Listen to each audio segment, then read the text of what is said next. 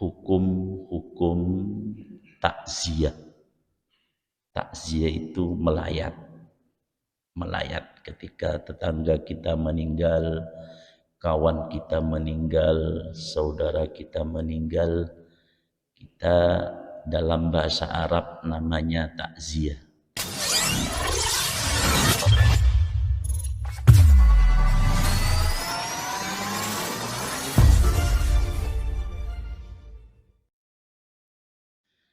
Assalamualaikum warahmatullahi wabarakatuh. Alhamdulillahilladzi khalaqal mauta wal hayata liyabluwakum ayyukum ahsanu amala. Asyhadu an la ilaha illallah wahdahu la syarika lah. Wa asyhadu anna Muhammadan abduhu wa rasuluh la nabiyya ba'dah. Allahumma salli ala nuril anwar wa sirril asrar wa tilyakil awiyar wa miftahi babil yasar sayyidina Muhammadinil mukhtar wa alihil adhar wa ashabihil akhyar adada ni'amillahi wa ifdalih. Amma ba'du, hadirin jamaah salat subuh yang dirahmati Allah Subhanahu wa ta'ala. Terlebih dahulu mari kita panjatkan puji syukur kehadirat Allah Subhanahu wa ta'ala atas segala nikmat dan anugerahnya yang dilimpahkan kepada kita, sehingga pada subuh ini kita dipermudah bersama-sama menunaikan salah satu kewajiban, yaitu sholat subuh yang baru kita kerjakan secara berjamaah. Sekaligus oleh Allah Subhanahu wa ta'ala kita diberi kesempatan beriktikaf setelah menunaikan kewajiban beriktikaf di masjid kita ini dalam rangka bersama-sama memahami, mengkaji, menghayati tentang syariat Nabi Muhammad sallallahu alaihi wasallam. Oleh karenanya, sebelum ada yang belum niat iktikaf, mari kita niat iktikaf. Nawaitul iktikafah sunnatan lillahi ta'ala.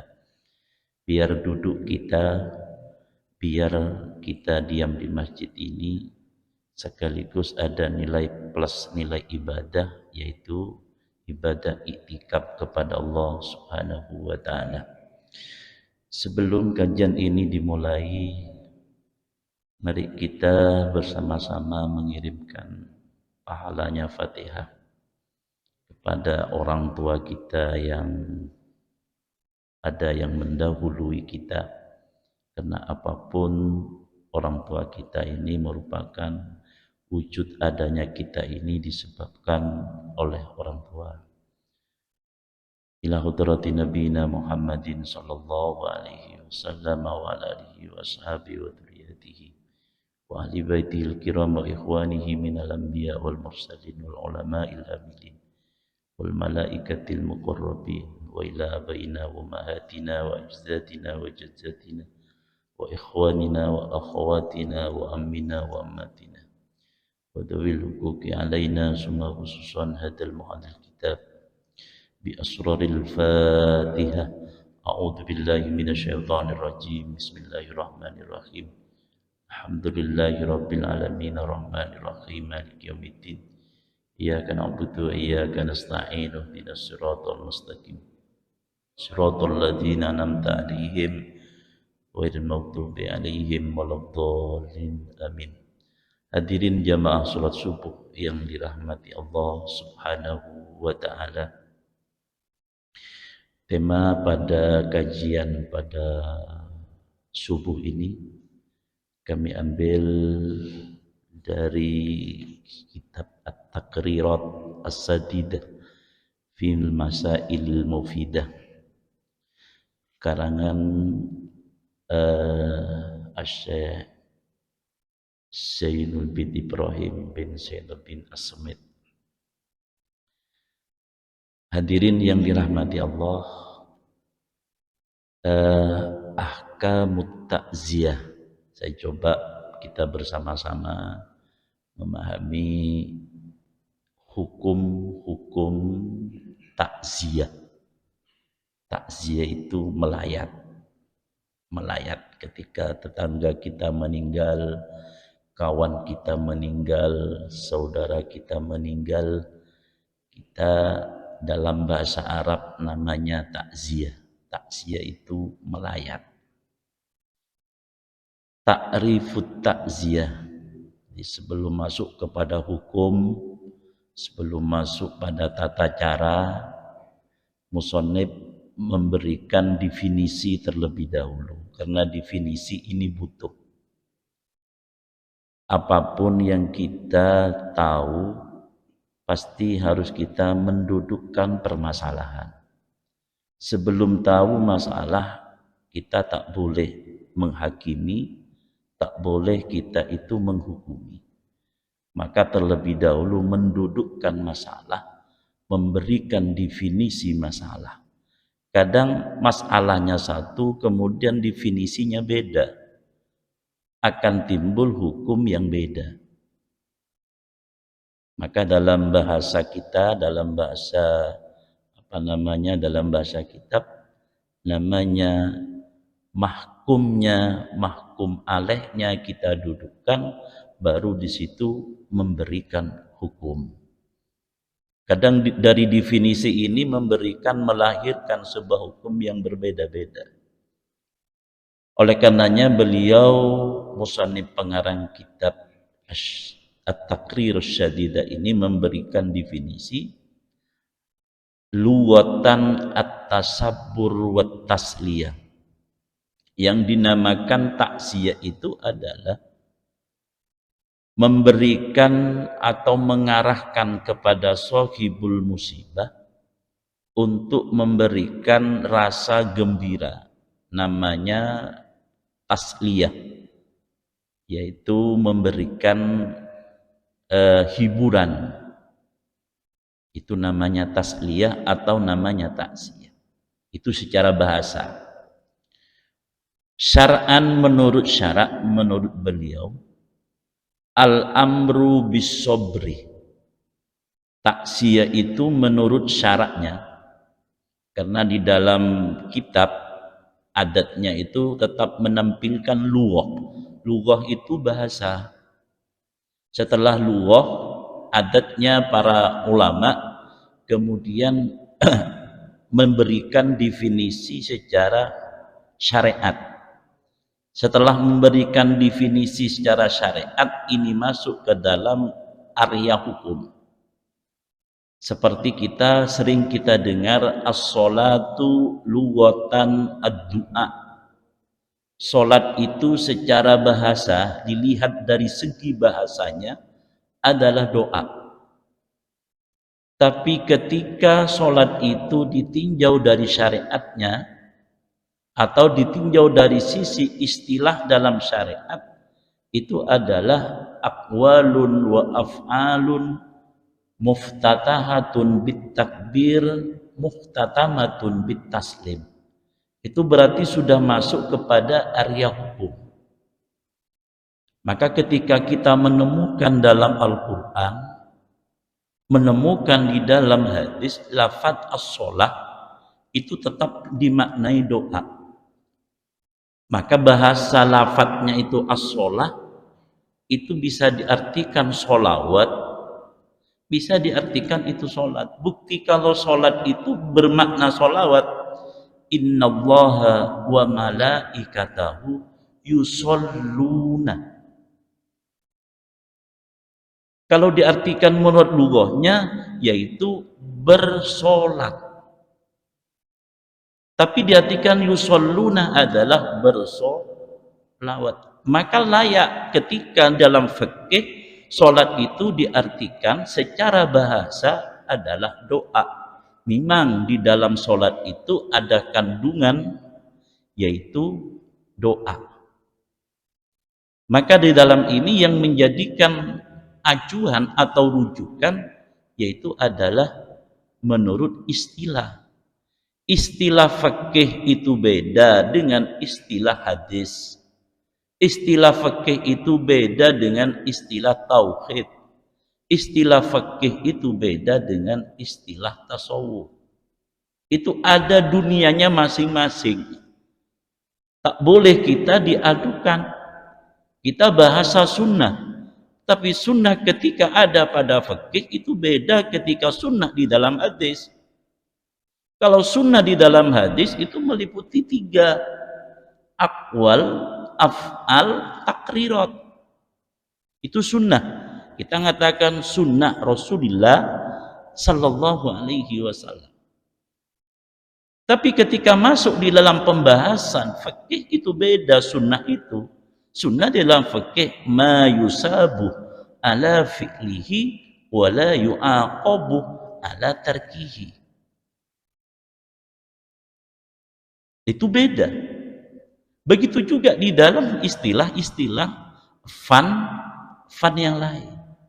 Maka layak ketika para ulama di dalam musannafnya, di dalam karangannya dari awal sudah mendudukkan sebuah permasalahan. Maka ada bahasanya lughatan, wa syar'an, wa istilahan. Hadirin yang dirahmati Allah Subhanahu wa taala. Maka menurut syaratnya yang dinamakan takziah adalah al-amru bis-sobri, memerintahkan, mengarahkan kepada sahibul musibah dengan sabar. Artinya apa? Diberikan arahan, diberikan gambaran agar keluarga yang ditinggal oleh mayit, yang ditinggal oleh keluarganya yang dipanggil oleh Allah agar sabar. Kemudian walhamlu alaihi, dia dimotivasi agar biwa'dil ajri, agar mendapatkan pahala di sisi Allah Subhanahu wa ta'ala. Wat tahdir minal jazai, kemudian diberikan tahdir, ditakut-takuti jangan sampai timbul jaza. Jaza itu kesal atau jaza itu adalah menyesal. Wad du'a ulil mayyit bil maghfirah, ketika takziah kita itu mendoakan mayit agar mendapatkan ampunan dari Allah Subhanahu wa ta'ala. Walil musibah bijabril musibah, yaitu orang yang mendapatkan musibah itu akan mendapatkan pahala di sisi Allah Subhanahu wa ta'ala. Itu intinya di dalam definisi daripada takziah. Artinya apa? Ketika kita melayat pada keluarga, kawan, saudara, tetangga, kenalan, itu yang pertama diucapkan, mudah-mudahan kamu sabar. Ini adalah sudah takdir, sudah dipanggil oleh Allah di hadapan. Tentu kita ini tinggal nunggu waktu, kapan kita akan dipanggil oleh Allah. Pasti kasih seperti itu. Kemudian kita harus sabar, dan Allah telah memberikan janji pada kita akan diberikan pahala di sisi Allah Subhanahu wa ta'ala. Jangan kita ini oleh Allah, jangan kita ini dalam hati itu menyesal, kemudian kita itu tidak mendekatkan diri kepada Allah. Itu isi daripada takziah. Kemudian hukmuha, hukumnya takziah. Tusannu taksiyatu aqaribil mayyit, disunnatkan melayat terhadap kerabatnya mayit yang ditinggal. Umpamanya bapak, kita takziah kepada keluarganya, ibunya, ayahnya kalau masih ada, satu keluarga, istrinya, kemudian anaknya. Illa syabbatal ajnabiyah, kecuali anak perempuan yang bukan mahram. Kita tak boleh ditakziah pada punya anak, anaknya masih gadis, kemudian kita takziah kepada anaknya, tak boleh, karena dalam sisi hukum kita tak boleh bertentangan. Sedangkan kita khulwah dengan mereka itu haram, kemudian hukum takziah itu sunat, maka lebih mendahulukan yang haram.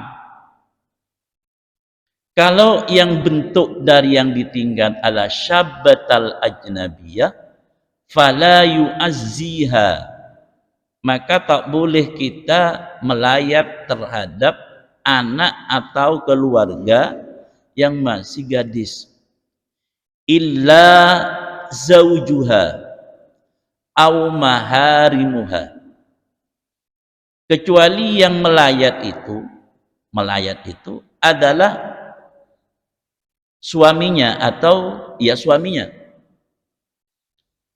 Berarti yang melayat, yang memberikan tasliyah, yang memberikan arahan, itu kalau memang dalam satu mahram. Mahram itu ada kalanya mahram itu bin nasab, ada kalanya mahram itu bin nikah, ada kalanya mahram itu bil musaharah atau bil murada'ah. Ya, mahram itu kan. Jadi ketika kita punya istri, naudzubillah, kemudian kita firaq pisah, selama istri melakukan iddah yaitu 3 sucian, salah satu quru, maka suami itu wajib memberikan nafkah kepada istrinya selama istri melakukan iddah. Karena istri selama melakukan iddah itu tak boleh keluar dari rumah itu, tak boleh. Maka suami, mantan suami yang masih istri melakukan iddah, maka suami wajib memberikan nafkah. Kalau kita kan enggak, kalau sudah firaq udah dibiarin, padahal kewajibannya satu as-sukna, memberikan tempat, yang kedua memberikan makan, pakaian selama 3 sucian. 3 sucian kira-kira 3 bulan. Setelah itu lepas. Maka ketika suami itu meninggal di dalam istri melakukan iddah, maka istri tetap mendapatkan yang namanya warisan. Karena masih apa? Tanggung jawab daripada suami. Dan sekaligus dia masih ada hubungan. Maka tak boleh kalau istri langsung talak, di firaq, pisah, tak boleh nikah. Harus nunggu 3 sucian. Itu kalau enggak meninggal. Kalau meninggal, itu menunggu namanya arba'atu ashurin, yaitu 4 bulan. Jadi ditinggal suaminya meninggal, istri 4 bulan tak boleh kemana-mana, namanya ihdat, namanya nggak boleh berhias, nggak boleh pakai parfum selama 4 bulan. Oleh karenanya di sini tusannu ta'siyatu aqaribil mayyit, disunatkan melayat terhadap kerabatnya mayit, illa sabatal ajnabiyah, kecuali kerabat mayitnya atau keluarganya yang masih gadis, yang bukan mahram daripada pelayat. Kalau mahram dari pelayat tak masalah. Buktinya umpama ponaannya itu kan mahram, dia pisah atau tak kumpul dalam satu keluarga, kemudian bapak atau saudaranya meninggal, dari sisi daripada anak ini kepada pelayat itu namanya mahram, karena apa namanya, namanya paman. Illa zaujaha wa maharimuha, kecuali mahram. Kalau mahram tak apa, tak masalah. Itu dalam sisi hukumnya takziah itu. Fadluha, keutamaan takziah, artinya pahala yang didapat dari kita, pahala yang didapat dari taksiyah itu. Warada fiha anin Nabi sallallahu alaihi wasallam annahu qala. Ada hadis dari Nabi Muhammad sallallahu alaihi wasallam yang berbunyi, ma min muslimin yu'azzi akhahu bi musibatin illa kasahu Allahu min hulalil karamati yaumal qiyamah. Tidak satupun dari orang muslim yang melakukan takziah terhadap saudaranya yang ditimpa musibah, kecuali Allah subhanahu wa ta'ala memberi pakaian-pakaian yang mulia yaumal qiyamati, besok di hari kiamat. Ini adalah sisi keutamaan ketika kita melayat kepada keluarga atau kepada kerabat atau kepada tetangga. Hadis yang kedua, wa man azza musaban falahu mislu ajrihi. Barang siapa yang takziah, melayat terhadap orang yang kena musibah, maka dia akan mendapatkan pahala yang sama dengan pahalanya orang yang kena musibah. Waktuha, sedangkan waktunya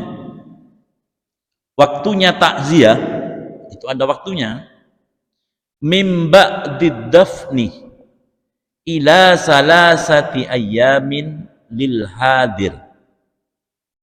Mulai waktunya setelah mayat itu dikebumikan, ila salasati ayyamin, sampai 3 hari. Jadi setelah dikebumikan bukan dihitung waktu meninggalnya, tapi dihitung mulai dari mayat itu dikebumikan. Sampai kapan? Ila salasati ayyamin, sampai 3 hari.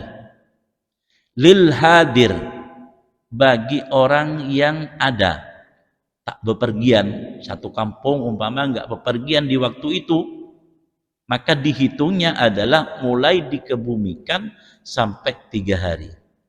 Walil ghaibi min kudumihi. Pas umpama ada orang meninggal, kita masih ada di area itu, di daerah itu, tidak bepergian, itu dihitung mulai mayat itu dikebumikan. Walil ghaibi min kudumihi, yaitu kalau orang tak ada pada waktu itu, yaitu dihitung, berarti yang dihitungnya bukan jadi patokan mayitnya, tapi yang menjadi patokan itu adalah orang yang takziah. Ketika pada waktu meninggal dia ada di Jakarta, umpama yang meninggal di Batam, kemudian mulai datang itu yang dihitung 3 hari. Wa tukrahu ba'daha, dimakruhkan melayat mayit itu setelah 3 hari.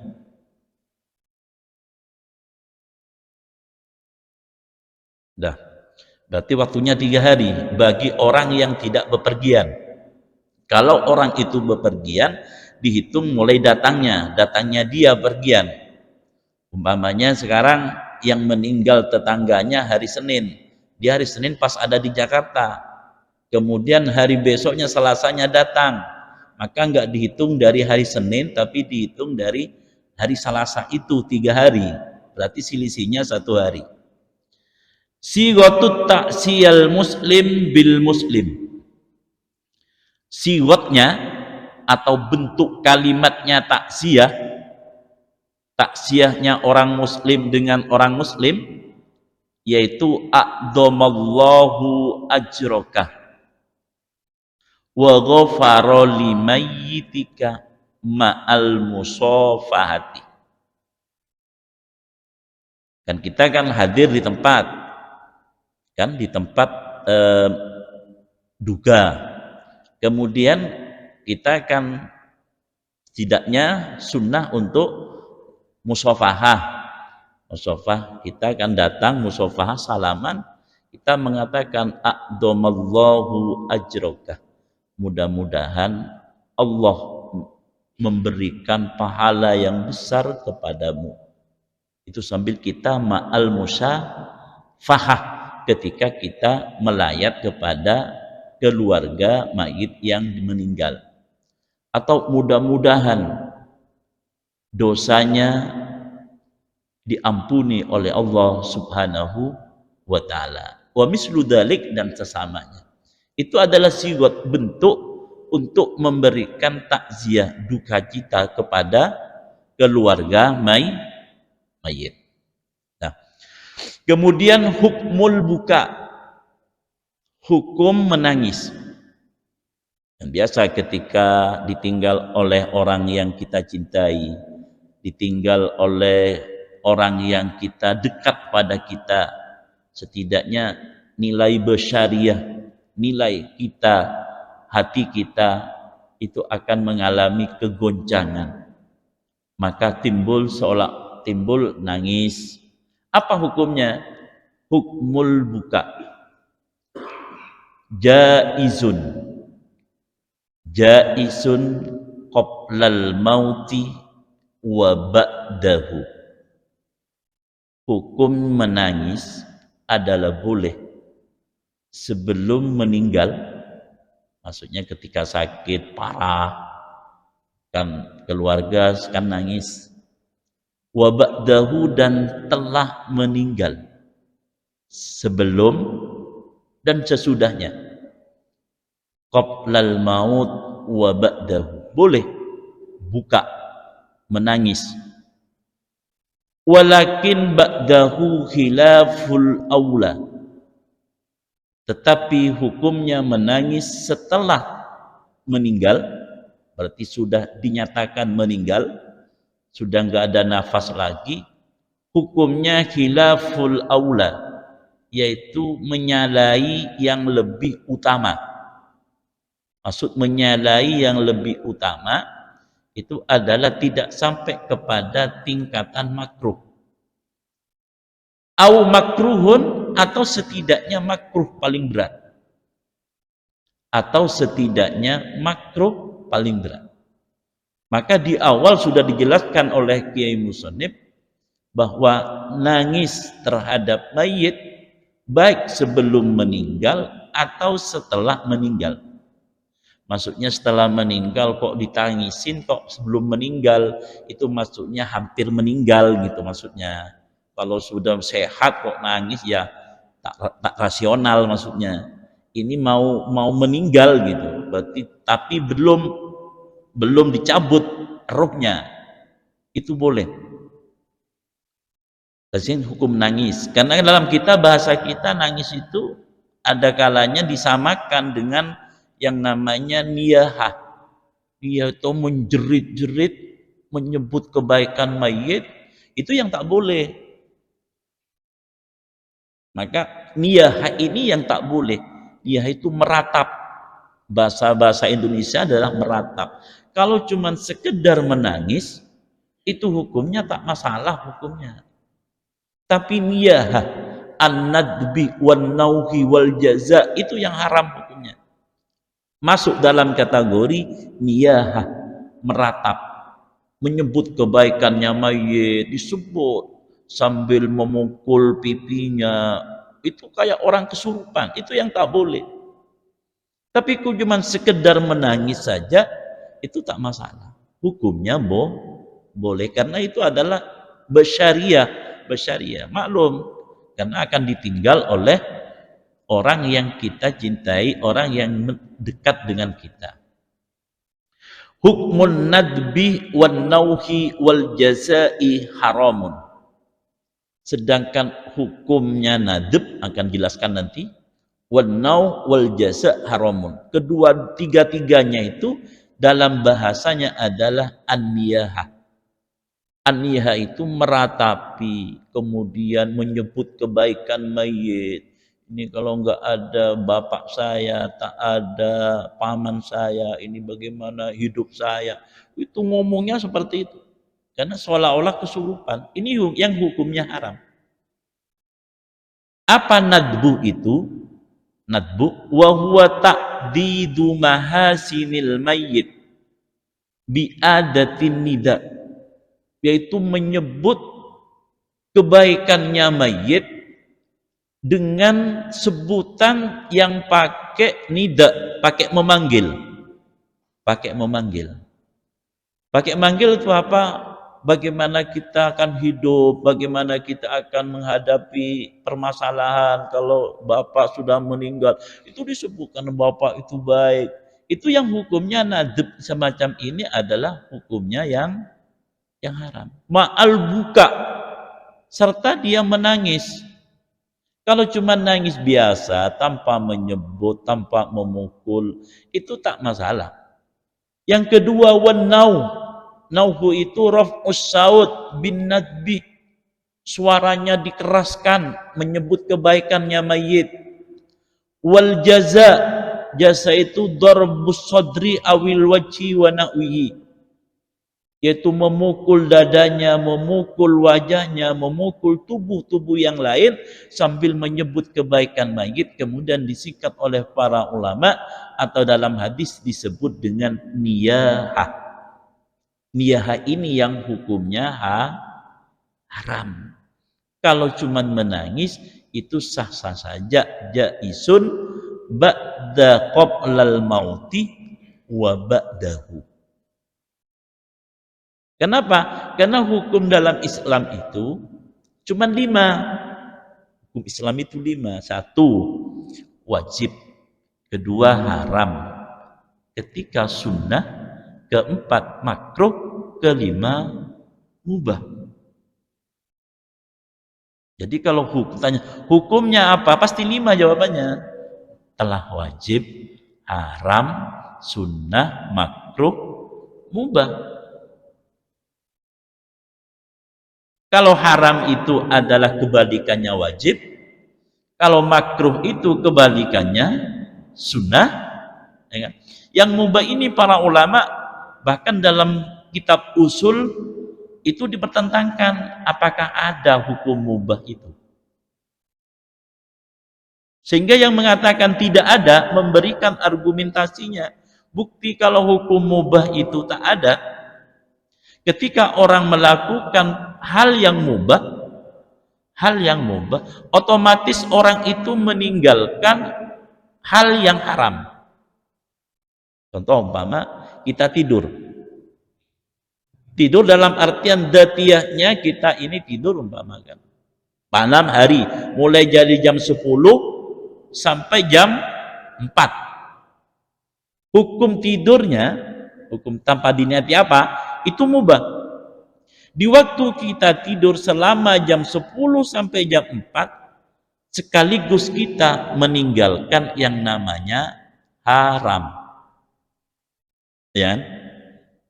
Sedangkan yang namanya haram itu ketika dilakukan mendapatkan dosa, ketika ditinggalkan mendapatkan pahala. Berarti mubah itu tak ada mubah itu. Di waktu kita melakukan mubah sekaligus kita meninggalkan haram. Berarti para ulama itu mubah itu tak ada mubah itu. Ketika kita minum kopi di warung selama 5 menit umpama. Kalau enggak minum kopi bisa saja kita ini bisa melakukan yang haram. Tapi ketika minum kopi 5 menit, waktu mubah itu berarti kita meninggalkan perkara yang haram. Sehingga para ulama tak ada mubah. Lah kemudian hukum yang lain bagaimana kalau yang hukumnya kafir? Itu tak ada dalam fikih kafir, hukum itu tak ada.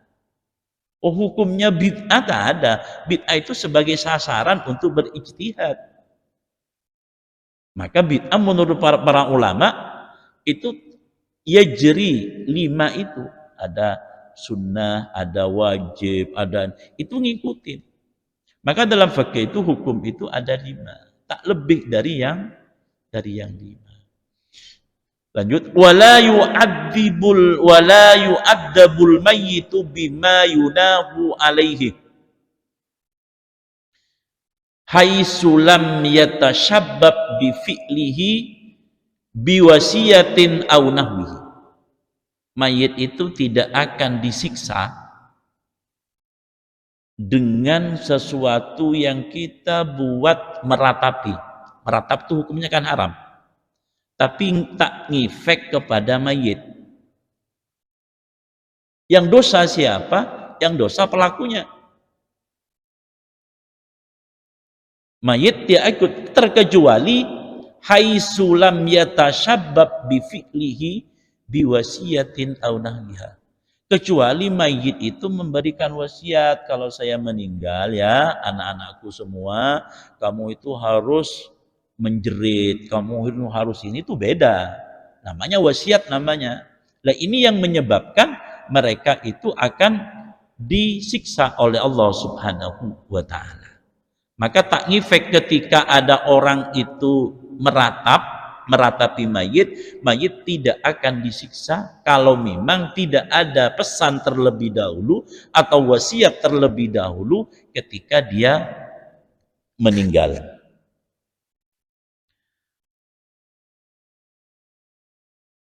Wa yundabu li aqaribil mayyit wa jiranihim ayyuslihu ta'aman li ahlil mayyit al aqrabin fi yaumihim wa lailatihim wa yulahu alaihim liya'kulu. Jadi sunatkan bagi untuk kerabatnya mayit,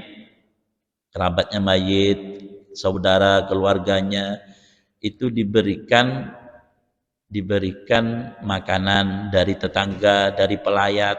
Itu biasanya pelayat kan bawa sedekah untuk li ahlil aqrabin. Kama qala sahibus subhat. Itu artinya apa?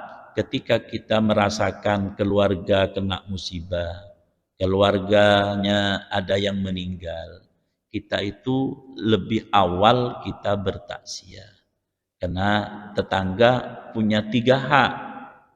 Ada tetangga muslim itu haknya 2, tetangga kerabat haknya 3, tetangga bukan muslim haknya 1.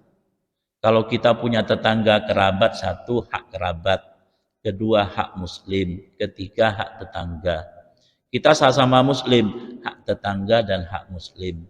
Kita bukan muslim yang berdampingan dengan orang lain, dengan bukan non muslim, haknya 1, itulah hak tetangga. Ini merupakan bukti bagaimana syariat Islam sangat menghargai,